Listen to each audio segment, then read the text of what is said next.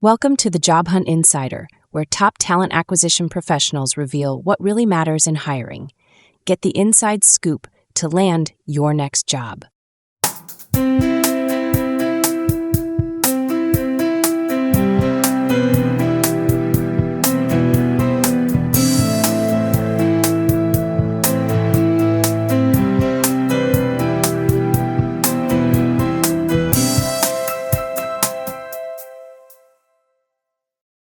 Hi, I'm Rick Boyer. Each episode of the Job Hunt Insider features hiring professionals from various industries, offering tips and strategies to help you navigate the job market successfully.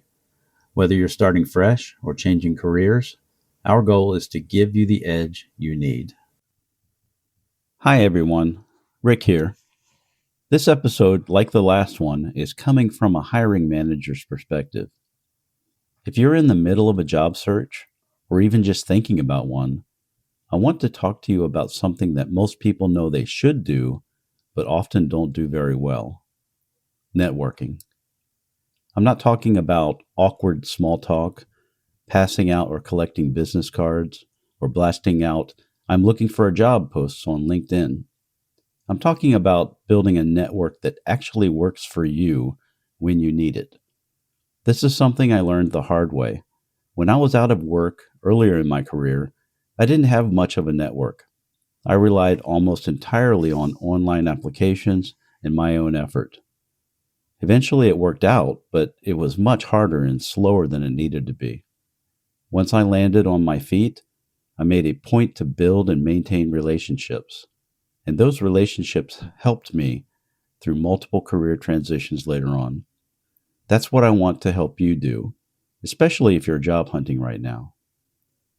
I go much deeper into this in my book, but today I want to give you a clear framework you can use right now. Let's walk through 5 key ideas. Key idea number 1 is most people are uncomfortable telling others they're looking for work. If you've been hesitant to tell people you're looking for a job, you're not alone. I hear things like, "I don't want to look desperate. I don't want people in my current company to think I'm disloyal. I don't want to bother anyone." Here's a different way of thinking I want you to consider. Most professionals understand job searching because they have been there themselves. You don't have to say, "I need a job." You can say things like, "I'm exploring my next step. I'm looking for a role where I can do more of X." Fill in the blank, whatever X is for you. "I'm checking out what opportunities might be there." You're not asking for handouts. You're asking for perspective, advice, or awareness. And sometimes awareness is all it takes. The second key idea is opportunities come from unexpected places. One of my favorite examples of this isn't even a traditional professional setting. There was a local barber who long ago realized something interesting. People talk while they're in the chair. One day, a client casually mentioned wanting to move into retail management. Later that same day, another client mentioned he was hiring for a retail role. The barber connected the two. That conversation didn't happen on LinkedIn. It didn't happen at a career fair. It happened during a haircut. The lesson is simple but powerful. You never know where your next opportunity comes from.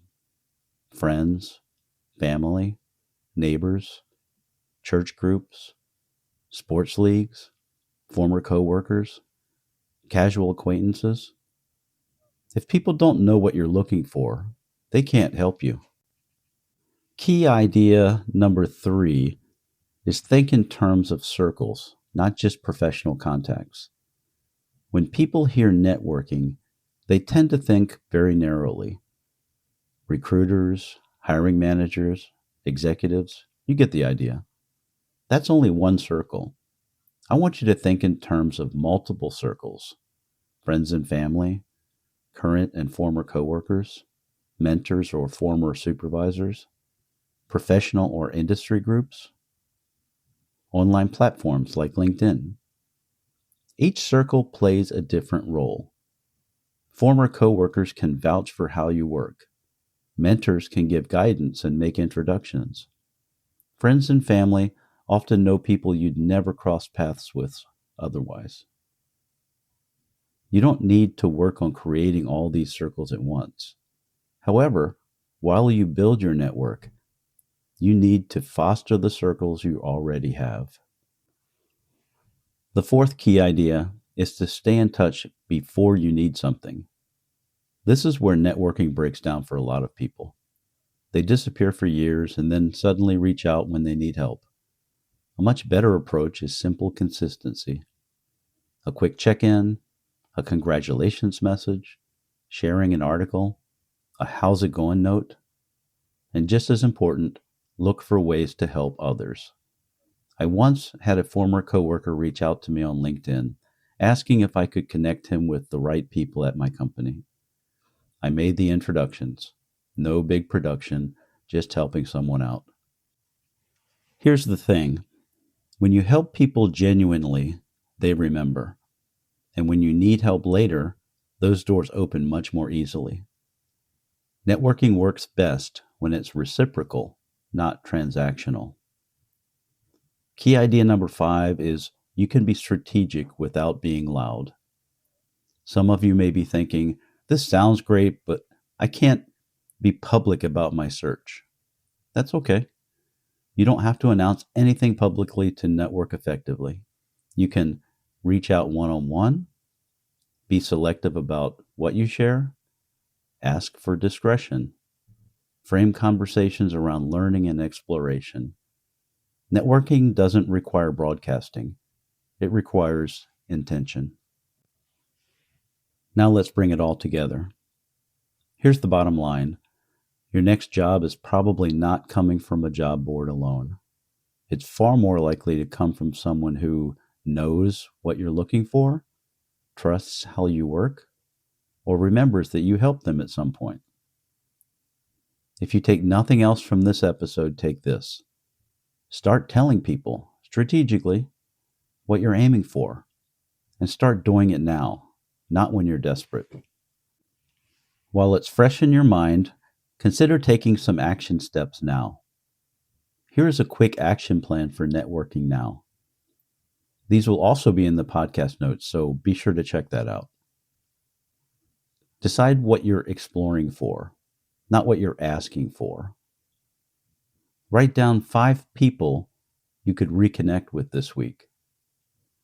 Send 1 low-pressure message today. Look for 1 way to help someone out. Keep your relationships fresh. Don't wait to reach out until you need something.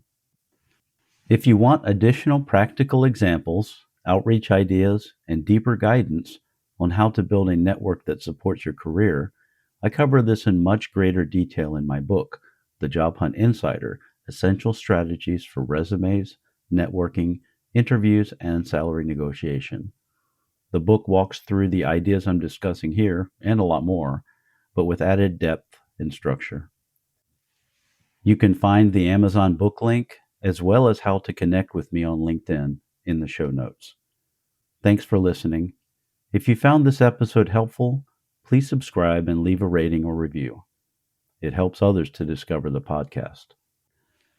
And if this resonated with you, don't wait to energize your network. I urge you to consider reaching out to someone today. Always keep in mind, even one conversation can change the direction of your job search.